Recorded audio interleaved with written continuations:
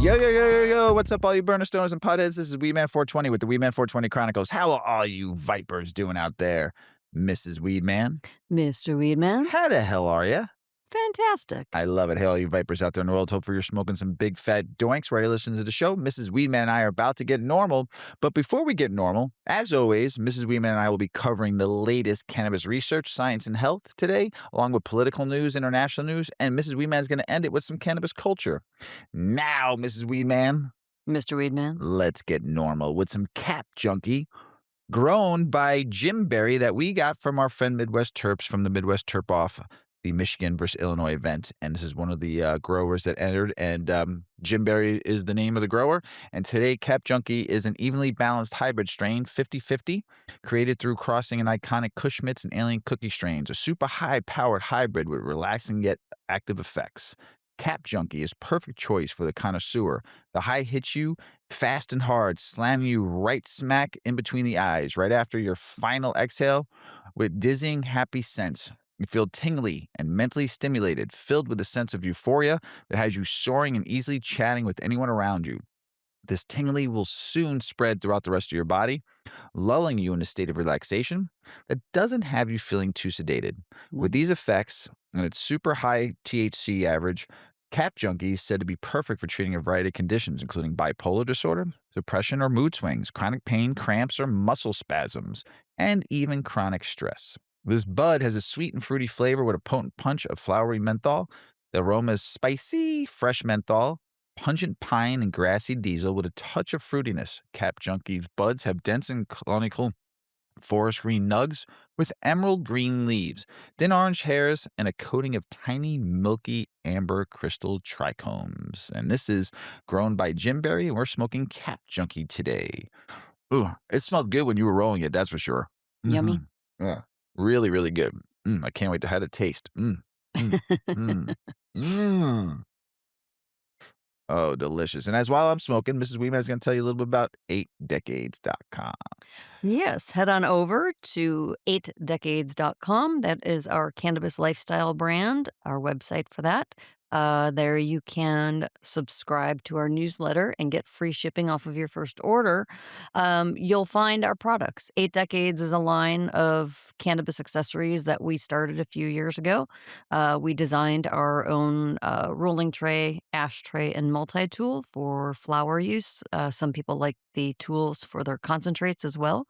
Everything is 16-gauge stainless steel, super hefty, super strong, kind of intended to be your forever rolling set. You'll also find mirror and violet glass storage jars, which are wonderful for your cannabis product, whether it's edibles or flower. It's a wonderful way to store your goods.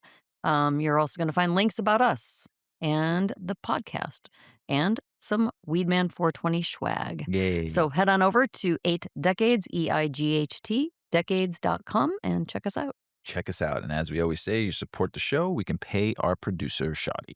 And she likes getting paid.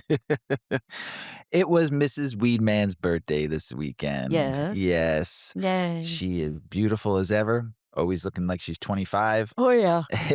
Feeling like it. Gee, let me tell you. But we had a fun-filled weekend with our kiddos. We had a fun-filled weekend with date night. And we got to eat at a very good restaurant. Two very good restaurants. But the one is local, close to us in Crystal Lake. What was the name of the restaurant? That was called Lake Roots. Oh, it is on Route 14 and Dole Avenue. And it is breakfast, lunch, and dinner, cafe during the day, table service at night, small menu, super delicious. So if you're in the area, was phenomenal. Yeah, great service, super nice environment. Yeah. As you all might have known over the years of listening to the show, Mrs. Weedman and I are foodies. We love our food. We love when we find a what is it called, a diamond in the rough. Yeah. When we find a diamond in the rough, we like to visit that diamond in the rough. Well, this is new, so it's not really a diamond in the rough, but it was a good local find. Yes. Yeah. It was delicious. Yeah. I had walleye. Oh, if you don't know what walleye is, it's a freshwater fish here you can get in the Midwest, and it's a lot of the big lakes here. So light and flaky and delicious. Oh, my gosh. And I had a loaded potato soup that I shared with Mrs. Weedman because I didn't want to get too full. That was delicious. That was delicious, Oh my too. God, and then so you good. had braised short rib. Yeah, over like a roasted vegetable puree. and So good. then yeah, these little Like roasted butter. potatoes. Oh, It yeah. was delicious. Delicious. And Yeah. then we had a phenomenal dessert. I can't pronounce the name of it, I'll butcher it, but it was a pastry with this, almonds in there and this little, like, filling in the middle, like an almond paste filling, and then this delicious vanilla gelato ice cream and caramel, and it was just, oh god, my eyes were rolling in the back of my head. It was so It was very good. good. It was a well fun, amazing birthday weekend, and, I call it the, Mrs. Weedman Palooza weekend because it was a lot of fun. We had a lot of fun. Yeah. Yes, yes, yes. So but we do like our food, right? Yes. Yes, we do. So check this out, Mrs. Weedman. You know, Mhm. like right now, the airports are crazy. TSA workers not Yes. working, not getting paid, unfortunately. Pay those fucking people, will you please? They do a hell of a job there and they put up with a lot of shit. They deserve to work, they deserve to get paid. But this is kind of funny. We're not going to be talking about like going through the TSA line, realizing you forgot your ID, you forgot your fucking laptop, or you forgot you had weed in your pocket instead of having it in your carry-on bag or putting it in your your luggage and putting it in the conveyor belt and sending it on its way. This is a little different. And according to TSA, people are getting flagged through going through security right now because the lines are 3-hour wait. So they're not getting flagged for weapons. They're not getting flagged for weed. Really, Mrs. Weedman, when I Tell read me. this, Tell me. it's Come like I couldn't on. believe it because the lines have been so long. They're Right. getting flagged for Flatulence? swamp crotch Why? or swamp ass. Why? We're talking about some sweaty situations here, Mrs. People are Weedman. so stress sweat, so it Probably. smells So worse. swamp ass, swamp People are, like, crotch. anxious and frustrated. So this Oh, no. so this woman flies for the first time in like 15 years, goes through TSA, right? She's Mhm. minding her business. The scanner lights up. Her whole area, groin area, like she's hiding a secret mission. No piercings. She's got no metal down there. Nothing. No nothing. Not even hiding like a knife or a razor blade down there. Okay. Just some vibes of apparently some swamp crotch. And it wasn't just her. Reddit's been lighting this up saying this things have been happening to them all over Reddit. And TSA is basically like saying, "Sir, you got something suspicious in between those legs." But not really. They're being nice about it. Now here's where it gets a little wild. Those scanners though, they use millimeter wave tech. Didn't know this at all. Which doesn't just detect metal, it reacts to anything that messes with the signal, including body sweat, Hmm. swamp ass, swamp crotch. Oh, so the odor is just so strong that it tips it off. Probably, or maybe the moisture. Here's the crazy thing. Your body's doing its normal thing, Right. right? But you're gonna get the full pat down Wow. because they can't really find what's going on. Right. So imagine that you're just trying to catch a flight. You're Gee, hot. You're waiting in that fucking that'd be 3-hour awful. wait. You hustle to the airport, and now TSA is like, Hold on a minute. Come back a here. little humidity Yeah. going on. Got some Yeah, problems. you got a little humidity going on. And it gets even crazier. Stuff like tight clothes, feminine products, or even just body shape can trigger this too. Whoa. Feminine products. Feminine. Yeah. So to be fair though, the agents are being really cool about it. Well, that's good. Professional, respectful, but still ain't nobody trying to get pulled aside because that body's saying it's 85 degrees and my swamp crotch is just fucking killing it today. The moral of this story, though, Ms. Wee, man, is if you're flying anytime soon, pack some powder or some breathable drawers. Drawers. Drawers. Drawers. Maybe hit a little pre-flight air conditioning or carry Stand over a a vent. fan. So I've seen people wear fans around their neck. Maybe you have to wear a Little fan, hoo-hoo a little, fan. a little hoo-hoo fan, because apparently there's being a little too moist down there. Can look like a national fucking security risk. Oh my god. That right there, everybody. Jeez. This is why flying is so stressful, Mrs. Mm, Weedman. that's crazy. Jeez. I, to me, I haven't flown in about a year, and thank God I'm not flying anywhere anytime soon. But I will say this: I you just got to just relax when you're at the airport.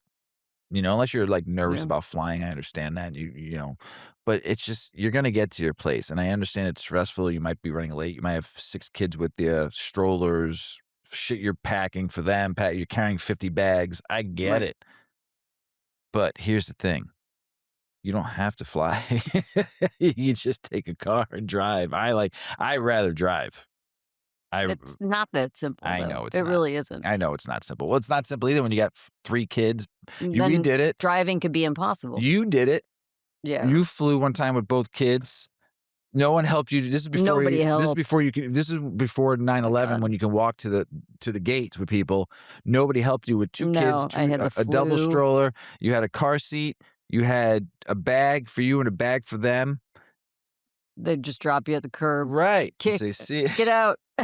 Bye. It's It's been stressful, great. right? For you to Yeah. have to worry about that, it's stressful. Yeah. It is. So that's why I rather drive, for me anyway. But I'm just saying, it's just, um, that's all when you're at an airport, you just gotta trust me, I've been there. I've been there at a couple flights where I'm just like, "Oh my god, I'm fucking," then you get through the gates and you're fine. You get that first fucking beer in you, or you pop an edible, and it finally kicks in when you walk through the gates. You're like, "Phew, I'm good. here we go, I'm ready." So, that weed is pretty good. I'm high already, everybody. Holy shit, did it hit it was true to form to hitting right smack dab in the center of the eyeballs. Wowzers. Holy Wowzers. smokes. Nice job, Jim Barry. Yeah. Nice job. I applaud thee. You ready to get the show started, Mr. I'm Weedman? ready. Let's Let's do do this. this. Yeah, I'm, pretty baked. Whew. Love it. Mhm. Love it, love it, love it, love it. Alcohol and tobacco are more damaging to users in society than marijuana is. This is a government-funded study. So let's get into something that might not shock you, but it definitely hits different, just like this weed I'm smoking right now. Mm. When it's coming from the government itself, a new government-funded study just came out, and it's basically confirming what a lot of people in the cannabis community have been saying for years. Alcohol and tobacco are more damaging to both users and society than marijuana. Everybody and all the people in the back and you people sitting in the front row, let that sink in for a second.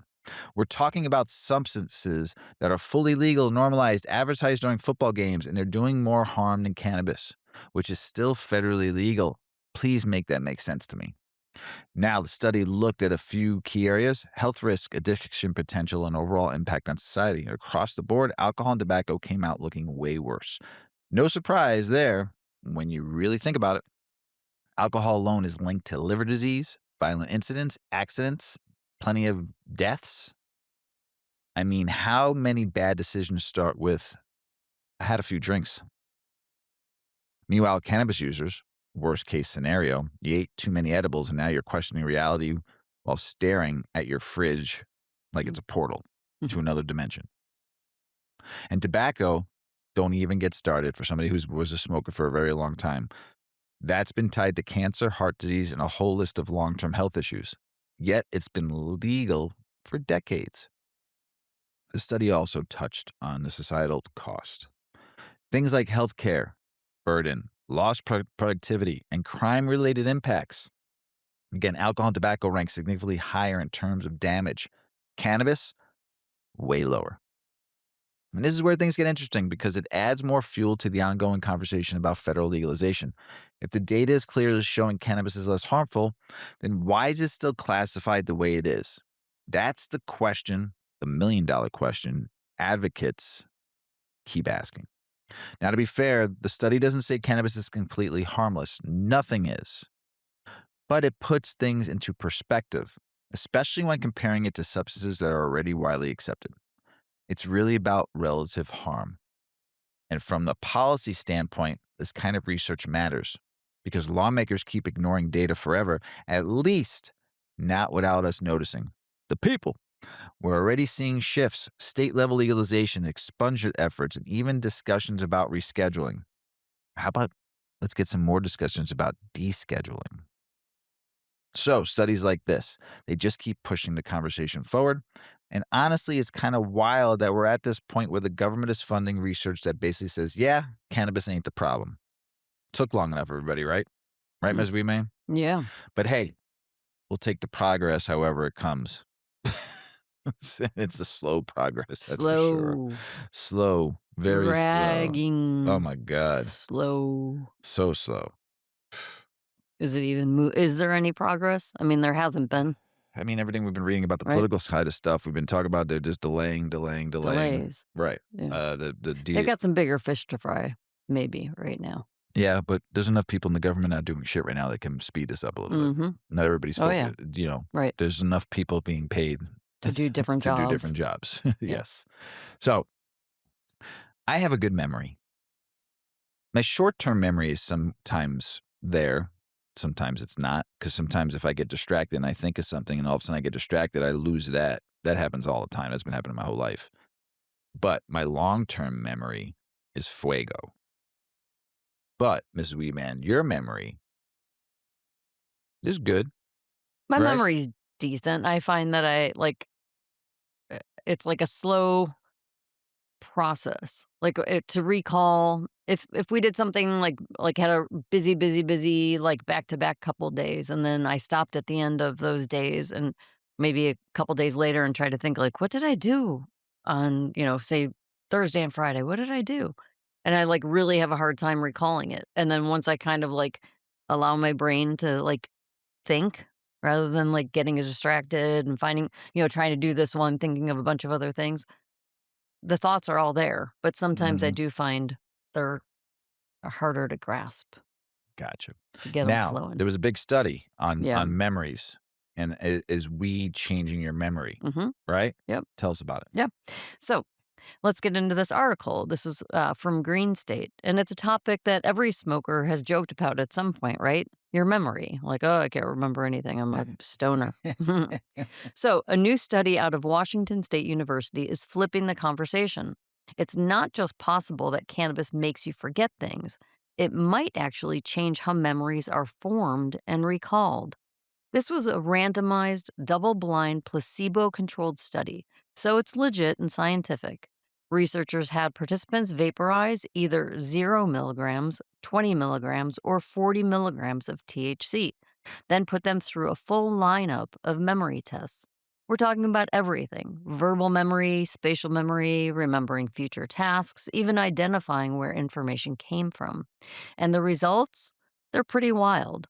Participants who consumed THC performed worse than the placebo group on most memory tests, with significant differences showing up in about 15 out of 21 measures. But here's the part that really stands out: false memories. People who used cannabis were more likely to remember things that never actually happened, recalling words that were never shown to them in the first place during tests. And that's not just forgetting, that's your brain remixing reality a little bit. The study also found issues with source memory, which is your ability to remember where information came from.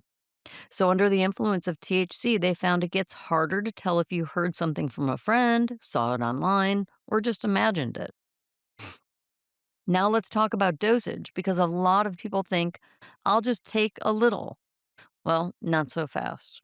Researchers found no major difference between 20 or 40 milligrams of THC. Now, I have to say, I was very surprised They that give that much. they gave 20 and 40 Right. milligrams of Yeah. THC. Like, that's no, I mean, it's a vaporizer, but still, 20 to 40 milligrams is a They shoulda lot. did a microdose. Yeah, They shoulda did a 10, 20, and then 40. something But you like shoulda that. did it too, like, less experience, right? Right. Did they say it was It le doesn't say that. right. Right. They shoulda did a less experienced user, maybe a once in a blue moon user.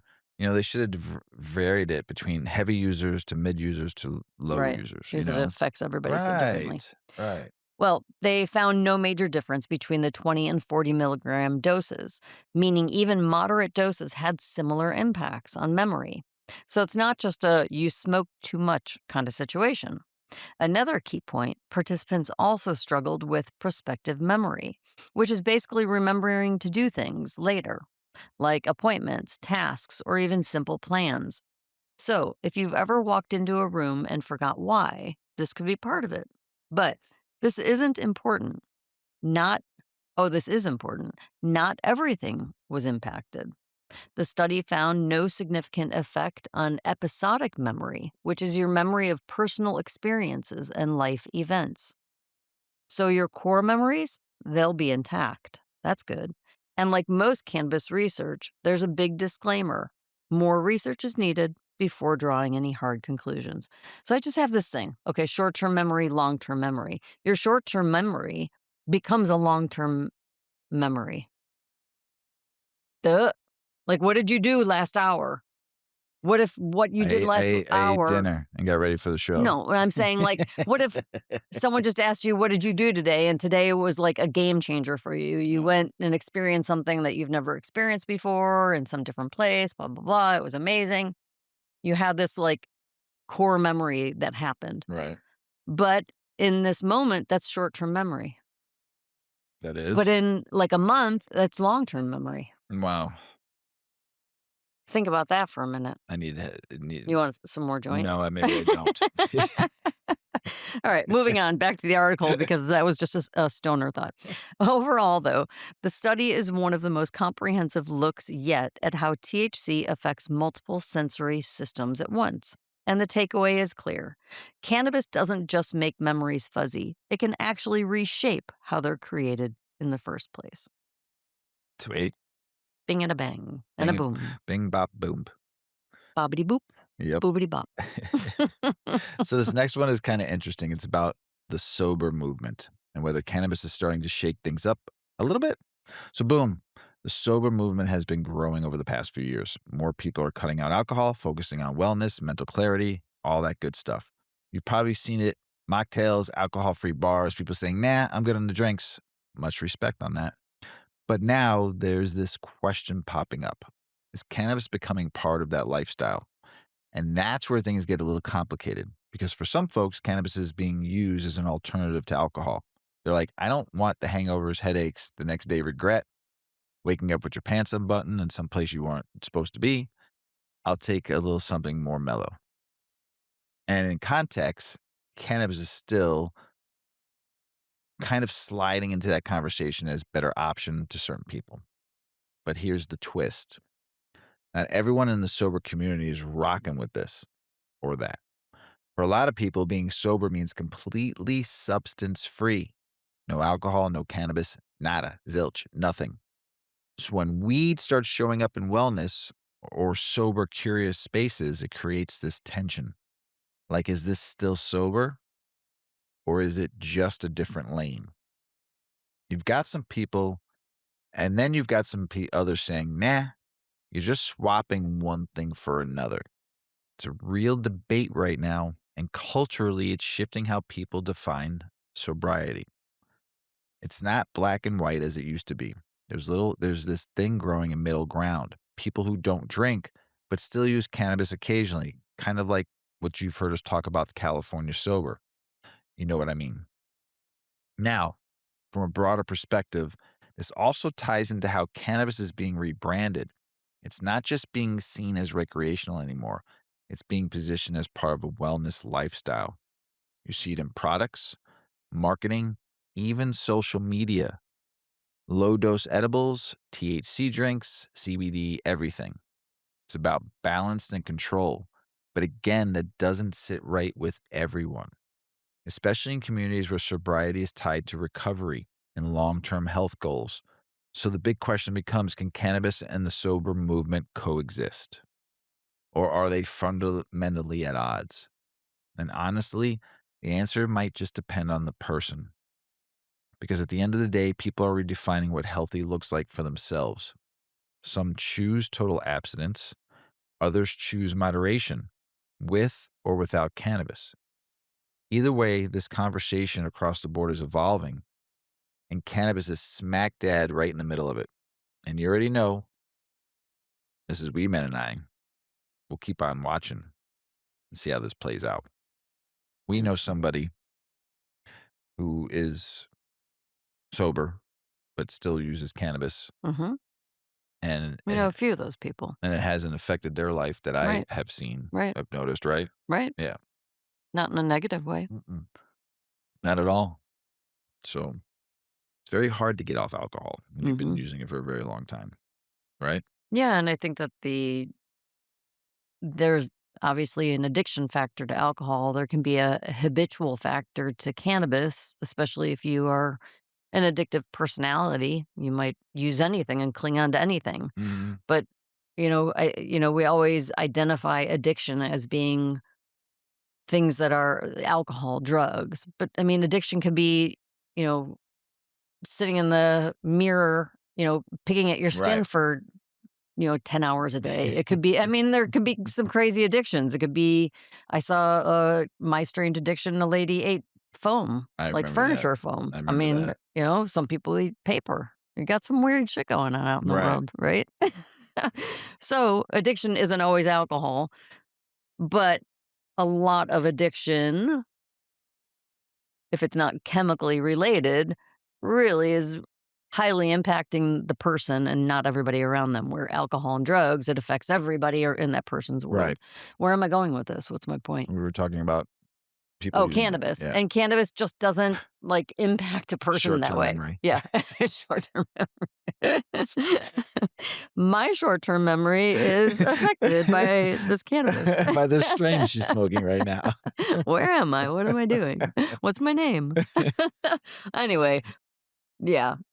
No, Yeah. I get it. I understand. I mean, I think it's that cannabis can be used intentionally by people who have had substance abuse and alcohol abuse disorders. And I think that cannabis can be an alternative and part of their recovery and their healthy future. we've talked about it on the show that cannabis is a medicine, Hmm. and it's now becoming it's kinda weird.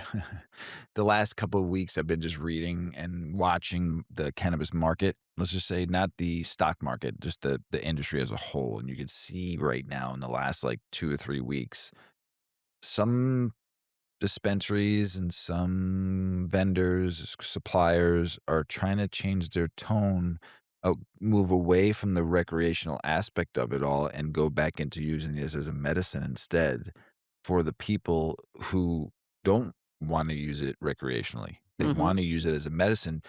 We were talking to a young man the other day at an event, you and I, and I've known him for years and being a brand rep and talking about how he's moving into the holistic Wellness and wellness and holistic. holistic Yep. teaching now, which you Mrs. Weedman's been saying for as long as Forever. yeah, forever.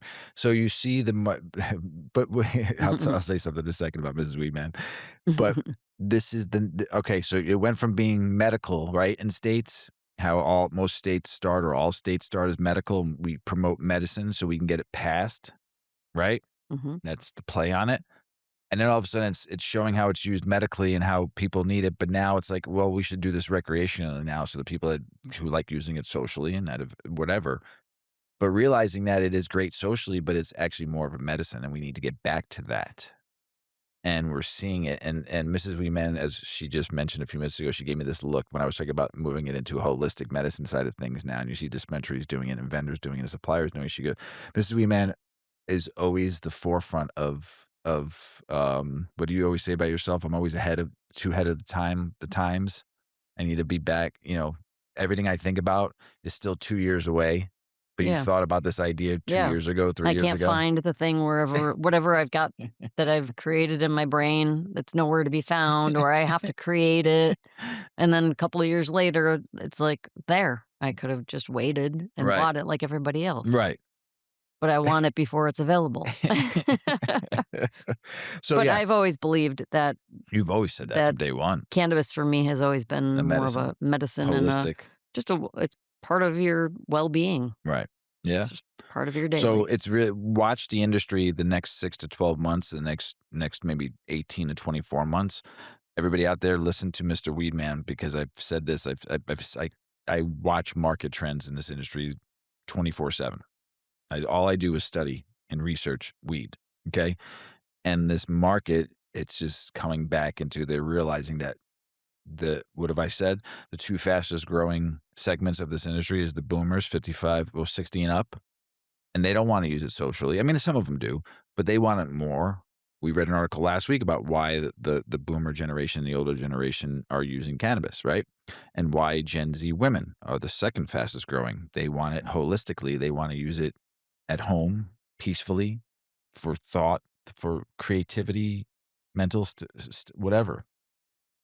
And watch the trends, everybody. Just watch the next 12 to 18 months. By the time Christmas comes, it's all going to change. Really, really interesting. And here's the other thing, watch the prices change. Right now, everybody's price compression is real. They're even seeing it in New York, okay? But now we're going to treat this as a medicine again and going back to like the rec days where everything was priced. Just listen to Mr. Weedman. Mhm. Watch the next 2 years. It'll start on the West Coast, everybody. It always does. And it's going to move to the Midwest. And then it'll move to the East Coast because the East Coast is all new right now. So they're banging, right? They're opening up dispensaries. They're treating it as socially right now. They got rec done. Now they're into their rec phase and making billions of dollars. Price compression is starting way too early in these markets on the East Coast. Really bad. So they're going to come back in about 4 years because they're behind California 2 years, the Midwest by a year. And Mhm. just well, listen to episode 302 in about 2 years from now and see if Mr. and Mrs. Weedman were right or wrong. We'll be about 75% accurate on this one. I'm not gonna say I'll never say 100%, but there you go. There's a new all right, introvert, extrovert, right? And then there's now a new word called o autrovert, Yeah, otrovert. introvert. Okay. All right. So people always said I was an extrovert, but I always didn't think I was. I always thought I was kinda like between introvert and extrovert because I like my alone time. There's times where I don't like to fucking talk to a person. There's times where I'm shy. When I was younger, people were like, "You were shy?" Yes. And going to new situations and new people that I've never met before, I'm not one of the that'll come out in my younger years will come out, "I'm da da da, how you doing, everybody?" No, that wasn't me. I was like, I need to be introduced and, like, kinda like, let me go hide in the corner for a little bit or at the bar or outside smoking weed or something, you know? Mhm. But as I got older, I read a lot of books and it helped me with my personality and being better at not being so shy and stuff. But I feel with this new reading are you gonna tell everybody what an introvert is, or Mhm. you will tell everybody what the Yes. okay, so Yes. I won't steal your thunder then. Right. So but I feel I'm more that Mhm. after reading it, and you too, Mhm. right? Well, I used to always say I'm an introverted extrovert. I I really like to socialize in really small doses, Right. and I really like to be alone in really large doses, and I'm just happy to operate that way. Say that So, word again? I'm an introverted extrovert. There you go. Yeah. I like that. Or an Introvert. introvert. Introvert. Yeah. So, Tell here us we go. about it. Cannabis strains for your modern personality type. Tell us about them as we might. Yep, this article is from the Fresh Toast. It's a little fun and a little psychological because now we're talking about cannabis strains matched to your personality type. Forget indica versus sativa for a second. The article dives into how people are starting to choose strains based on how they socialize, think, and connect. And there's a newer personality term in the mix called the otrovert. This was coined in 2025 by psychiatrist Dr. Kaminsky, and it describes people who can be social but still feel kind of like an outsider in group settings. Not shy, not antisocial, just wired for deeper, more meaningful one-on-one connections instead of big crowds. And now cannabis culture is evolving with that. Most of us are familiar with introverts. These are people who recharge alone. They like chill environments, creativity, introspection. You may know someone like this. Maybe it's you. For introverts, strains like Pineapple Express get recommended because it's balanced and uplifting without being overwhelming. Perfect for creative sessions, relaxing, or just vibing at home. Also, indica leaning or terpene heavy strains, think myrcene or carophylline, tend to help with relaxation without forcing social energy. Now, let's flip over to extroverts. These are your social energy people, lovers of parties, conversations, being out, and being seen. For them, strains like sour diesel are a go to because it's uplifting, energetic, and it keeps the conversation flowing.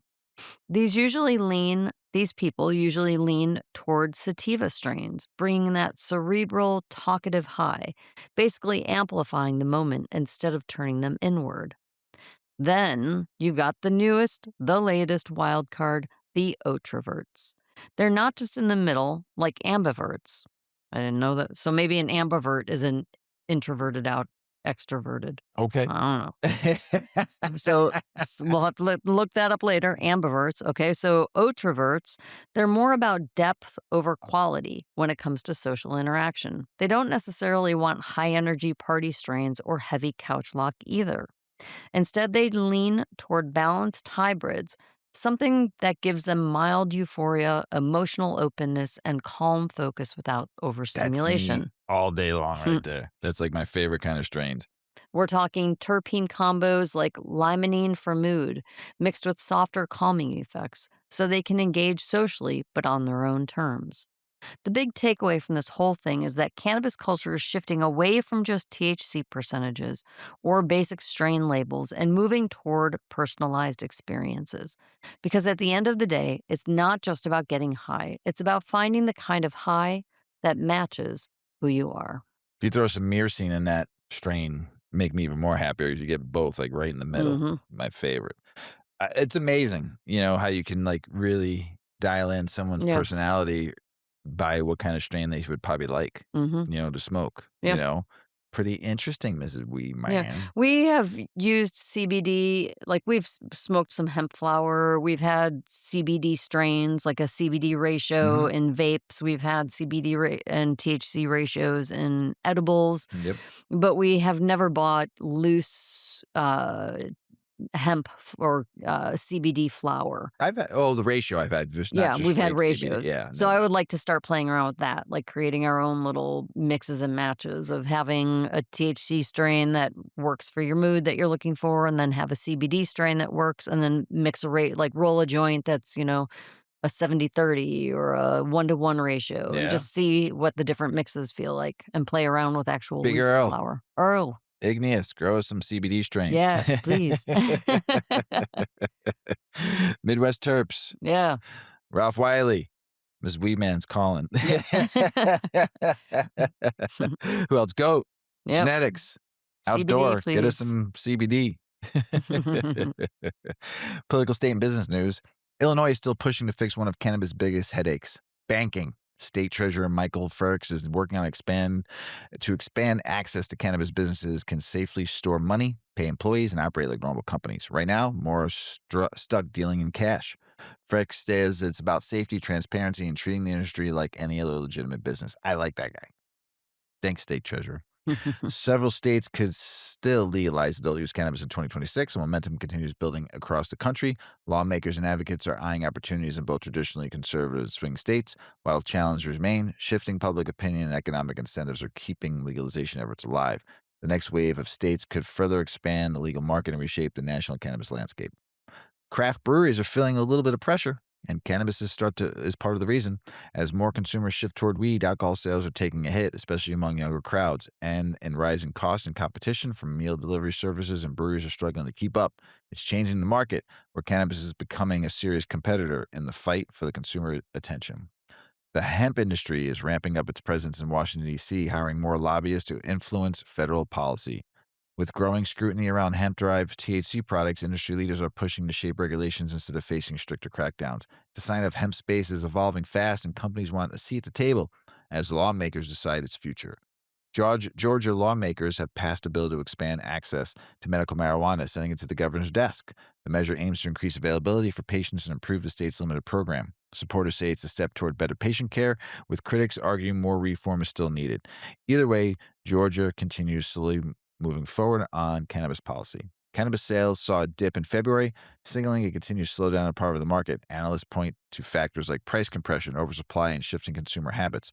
While the long-term outlook remains strong, short-term challenges are hitting operators hard. It's a reminder that even in growing industry, the cannabis business still faces real economic pressure. A new federal bill aims to give state legal cannabis business access to banking services, addressing one of the industry's biggest challenges. Right now, many companies still operate heavily in cash due to federal restrictions. Supporters say the change would improve safety and transparency, while critics debate broader implications. Push shows banking reform remains a key issue in cannabis policy. Massachusetts lawmakers are pushing back against the anti-marijuana campaign, seeking to roll back legalization. During a recent hearing, officials questioned the group's claims and challenged the potential impact of reversing current laws. Supporters of legalization argue that the state has made progress, while opponents continue raising concerns. The debate highlights ongoing tensions even in established legal markets. Also in Massachusetts, lawmakers are pushing back against oh no, I read that one already. Sorry. I don't know why I doubled up. Sorry, everybody. An alcohol industry group is calling for regulation on hemp-derived THC drinks of outright bans. As these products grow in popularity, traditional alcohol companies are looking to shape how they're controlled. The move highlights increasing competition between industries and pushed for clearer rules. And another sign that hemp industries are becoming a serious player in the market. Now, passing that joint over to you, Mrs. Weedman. Yes, I've got some more political, state, and business news. Ohio has officially enacted a ban on intoxicating hemp products, tightening restrictions across the state. Officials say the move is about protecting consumers and closing regulatory gaps. However, critics argue it could hurt businesses and limit access to certain products. The decision reflects a growing divide among states on how to handle hemp derived THC and its place in the market. Delaware lawmakers are moving forward with a bill that would allow medical marijuana use in hospitals for terminally ill patients. The proposal cleared a House committee and aims to give patients more comfort and dignity in the end of life care. Supporters call it compassionate reform, while opponents raise regulatory concerns. The bill now advances as Delaware continues expanding its medical cannabis program. Illinois cannabis sales have taken a dip, reflecting broader market challenges hitting legal states. Factors like pricing compression, competition, and shifting consumer habits are playing a role. Despite earlier growth, the slowdown shows the market is still stabilizing. Industry watchers say long term potential remains strong, but short term fluctuations are becoming more common across mature cannabis markets like Illinois. We've got a controversial House bill could classify groups who regularly gather to smoke marijuana as criminal gangs. Yes, you hear that, folks. Potentially leading to deportation for some individuals. Lawmakers raising concerns say the language is too broad and could unfairly target cannabis users. Critics warn of serious consequences, especially for immigrant communities, as debates continue over how cannabis laws intersect with federal enforcement policies. The U.S. Army is updating its recruitment policy, allowing individuals with marijuana convictions to enlist without needing a waiver beginning April 20th. Got that on 420. Mhm. The change reflects shifting attitudes toward cannabis and aims to expand the pool of eligible recruits. Supporters say it's a practical move, while critics question broader standards. Either way, it marks another sign of evolving cannabis policies nationwide. Virginia cannabis social equity advocates are calling for a delay in launching adult use sales, arguing the current system isn't ready for delivering fair opportunities. They say more time is needed to ensure equity programs are properly implemented. State officials face pressure to balance market rollout with social justice goals as debates continue over how to build a more inclusive cannabis industry. Confusion around legal hemp products continues to grow, especially as THC levels and product types expand. Consumers are navigating a patchwork of rules that blur the lines between hemp and marijuana. Experts say clearer regulations are needed to protect buyers and businesses alike. As the market evolves, understanding what's actually legal is becoming more complicated for everyday consumers. An Idaho medical marijuana campaign says a proposed legalization measure could generate up to $100 million in annual sales. Advocates argue it would boost the economy while expanding access for patients. However, legalization still faces an uphill battle in the state. The projection highlights potential financial benefits as supporters continue pushing to bring medical cannabis to Idaho voters. A U.S. congressman is pressing the Department of Justice for answers on marijuana rescheduling, months after a presidential executive order called for faster action.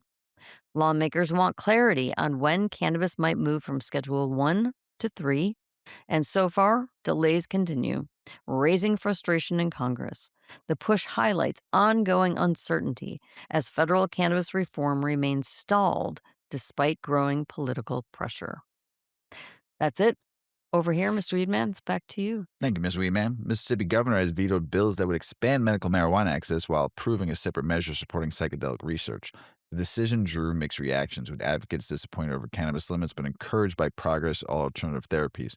The move highlights a cautious approach to drug policy, and Mississippi continues navigating how far it's willing to go on reform. So I'm happy that they're doing they're supporting psychedelic research, but come on, Mississippi, it's adding more stuff to the list so people can get their medicine.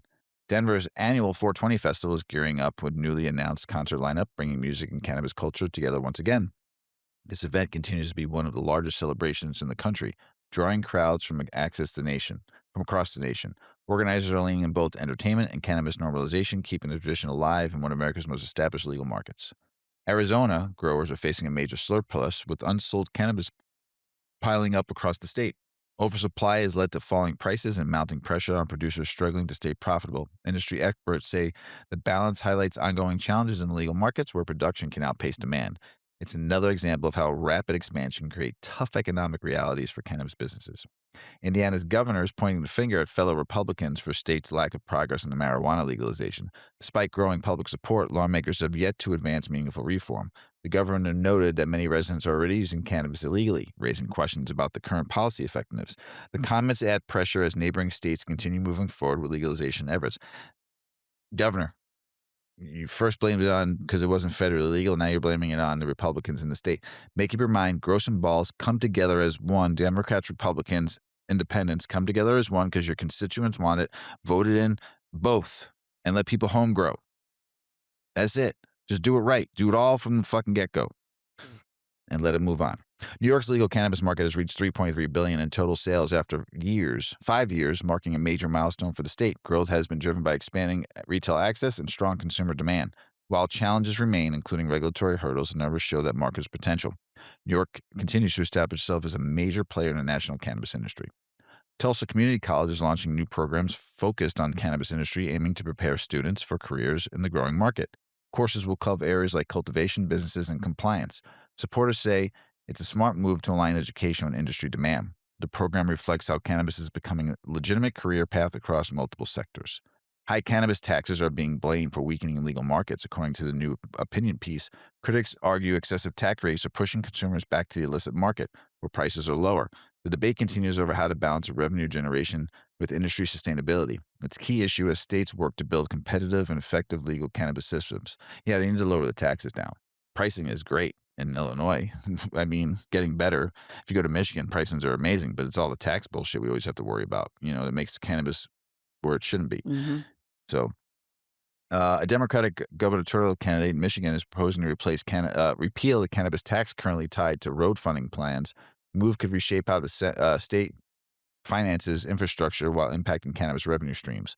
Supporters say it's about fairness, while critics warn of budget gaps. The proposal adds another layer of ongoing debates about cannabis taxation and public funding priorities. Smoke break. Mm-hmm. Stony baloney. So nice. Oklahoma lawmakers have killed a proposed tax increase on medical marijuana, rejecting efforts to raise costs on patients and businesses. Supporters of the bill argue it would generate additional state revenue, but opponents push back, citing affordability concerns. The decision keeps current tax level in place as Oklahoma continues operating one of the country's more accessible medical cannabis programs. The White House is holding more meetings this week to discuss cannabis products enforcement policy involving the FDA.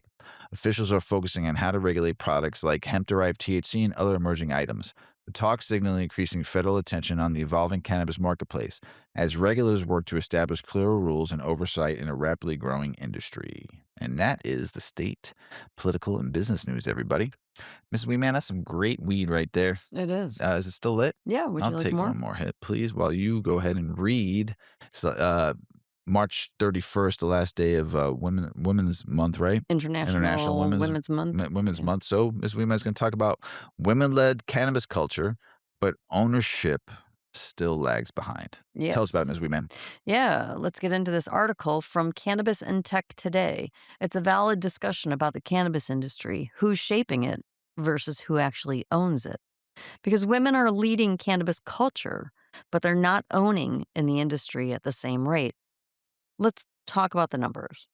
Fewer than 25% of cannabis companies are female owned. And when it comes to money, women led businesses receive less than 3% of total industry financing. So we have a huge gap between influence and ownership. And that's wild when you think about it, because women are one of the fastest growing consumer groups in cannabis, driving trends in wellness, product design, and branding. They're shaping what people buy, but not getting the same piece of the pie on the business side. And one of the biggest issues here is access to capital. Cannabis is already a tough industry to break into: high startup costs, heavy regulations, limited baking access. But for female entrepreneurs, the barrier hits even harder. Industry leaders point out that this isn't about skill or ability, it's about access to funding and opportunity. And without funding, it's hard to scale a business. And without scaling, it's hard to build long term wealth or real influence. There's a line in the article that really sums it up: titles are progress, ownership is parity. Meaning, it's cool to see more women in leadership roles, but if they don't actually own equity in companies, the power imbalance still exists. There are women making moves as founders, executive, innovators, but they're often operating in a system that still favors established networks and traditional investment channels, and those usually lean toward being male dominated. The cannabis industry likes to position itself as progressive, but when you look at the numbers, there's still a long way to go when it comes to true equity and ownership. Because culture is one thing, but ownership, that's where the real power and money lives, and it's time for females to enter that playing field. Sweet. Yeah. Women will rule the world one day. Keep on telling you all that. Girls rule. Boys drool That's all right. over themselves. That's right. It's just that simple. It's that simple. I especially drool. Mrs. Weedman walks past me. Oh, But that's gosh. all over myself, gentlemen. Mm. International news: South Africa is considering a major cannabis omnibus bill that could be presented to Parliament by mid-2027. The proposal aims to bring clarity and structure to the country's evolving cannabis laws, covering both personal use and commercial activity. Lawmakers are working to unify regulations and industry grows, signaling a long-term commitment to building a more defined legal cannabis framework. A new report highlights growing concerns about cannabis use and regulation as officials weigh public health impacts alongside shifting legal attitudes. Governments continue balancing enforcement, medical access, and evolving culture acceptance. The discussions reflect broader global trends where cannabis policies are being reevaluated in real time, with countries taking different approaches to legalization, decriminalization, and oversight in rapidly changing landscape. Cannabis possession charges in New Zealand have surged by 50% over the past 2 years, reaching an 8-year high. The increase raises concern about enforcement trends despite ongoing debates over reform. Advocates argue the spike shows the need for updated policies, while officials point to existing laws. The numbers highlight continued tensions around cannabis regulation in the country. New Zealand, my Auckland peeps out there, telling you, man, you guys all need to your medical program is decent, not good enough. You need to get it on the bill, someone to vote for it. You need to go full medical blown and then get full recreational in the next couple of years, because 50% over the past 2 years is complete garbage. So no one should be thrown in jail for weed or get ticketed or anything. So Canada's conservative leader recently said marijuana use should be a personal choice despite previously voting against legalization. The comments came during a public discussion, reflecting evolving political attitudes towards cannabis. While legalization is already established in Canada, the statement signals how perspectives continue to shift. It also highlights ongoing debates about personal freedom and government policy in cannabis use. Oh, Canada. Cannabis Canada's cannabis market is showing early growth in 2026, with sales increasing as the year begins. The uptick reflects steady demand in one of the world's most established legal markets. While challenges like pricing and competition remain, the growth signals continued stability. Canada's experience offers higher insights into how mature cannabis markets can evolve over time. In Western Australia, a lawmaker has introduced a bill to legalize personal cannabis use for adults. Yay! The proposal aims to shift policy towards a more progressive approach, allowing limited possession and cultivation. Supporters argue it would reduce criminalization, while opponents raise concerns about public health. Why? I mean, come on. It's just such a cop out. Mhm. No one's died Right. by smoking weed. The bill adds to ongoing discussions about cannabis reform across Australia. Costa Rica has made its first export of GACP certified medical cannabis to the European Union, marking a milestone for the country's industry. The shipment highlights growing international demand for regulated medical cannabis products. Officially, to see its steps towards expanding global trade opportunities, positioning Costa Rica as an emerging player in the international cannabis market. And wouldn't it be great if we can get this federally taken care of so we can now export to, like, okay, a state like Arizona? They have an oversupply. Mhm. They could, if they were able to have clients overseas, forget about crossing state lines. I don't think it's fair. Okay. Think you're in your state, you're staying in your state. But to be able to go overseas, I think that packaged goods should be able to cross state lines. it You just, think they shouldn't? well, I think here, that consumers should be able to cross state yeah, oh, lines and buy wherever 100%. you want. Yes, I 100%. Here's the reason why I say that.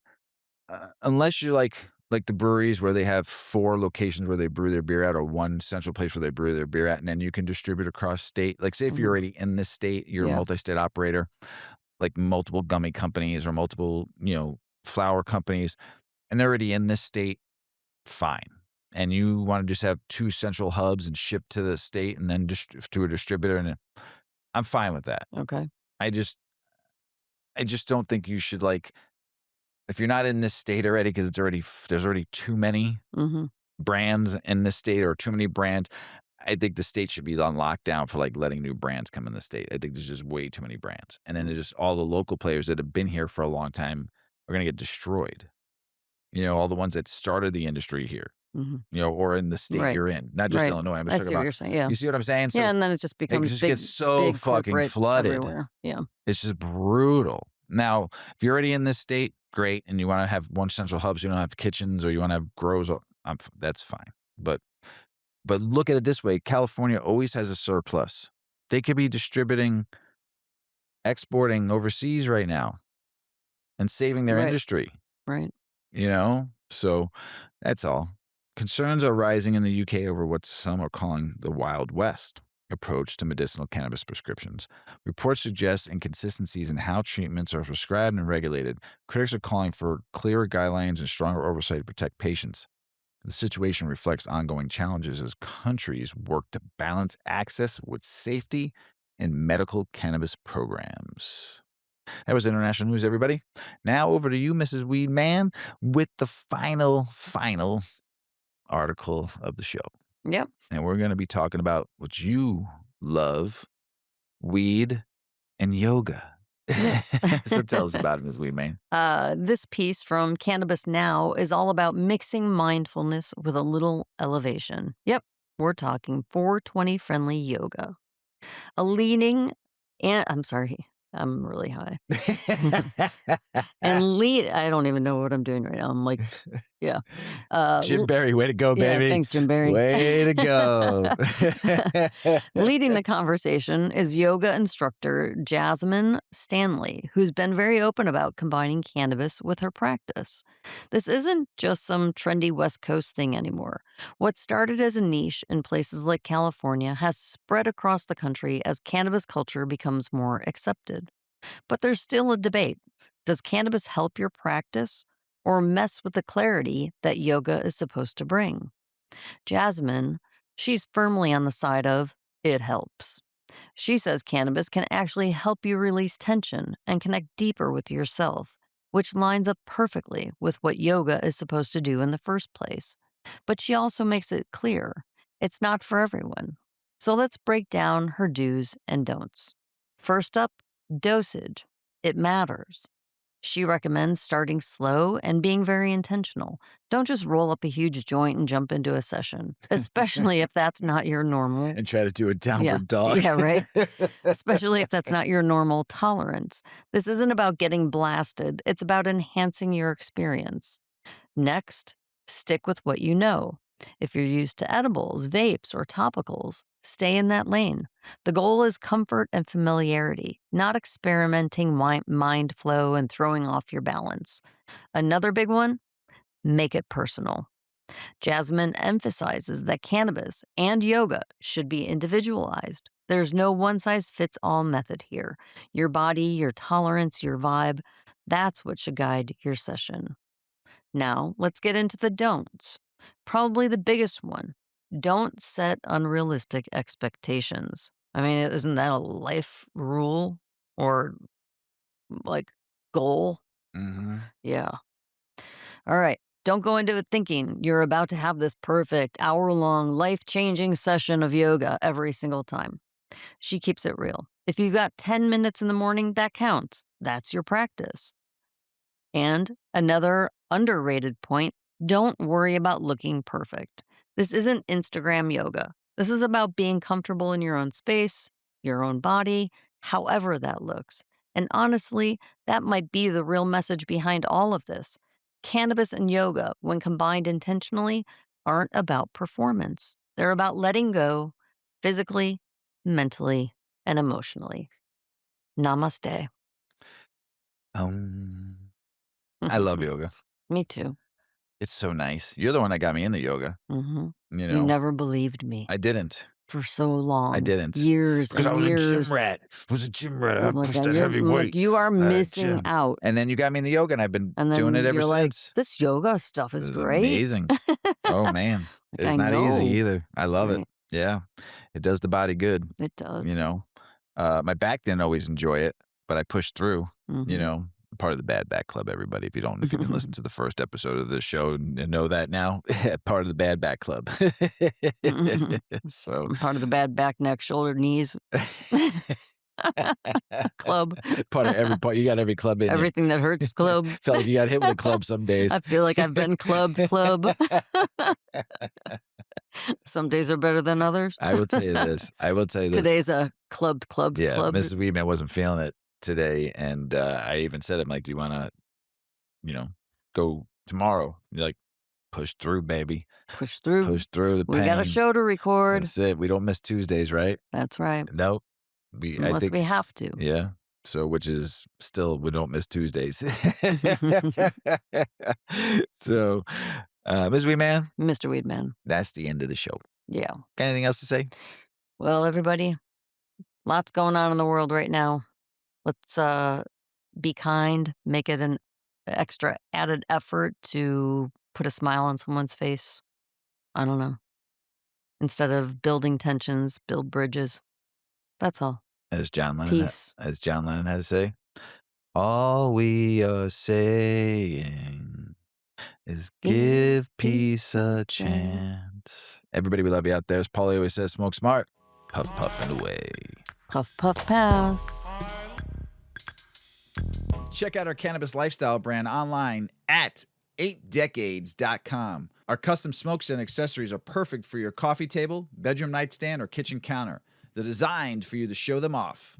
The Canna community is also loving our hemp and cotton blend t-shirts, sweatshirts, scarves, and hats, finished off with our 8 Decades logo. We've got some awesome long-lasting goods that will be your favorite for years to come. 8 Decades, because a ninth decade of cannabis prohibition isn't acceptable.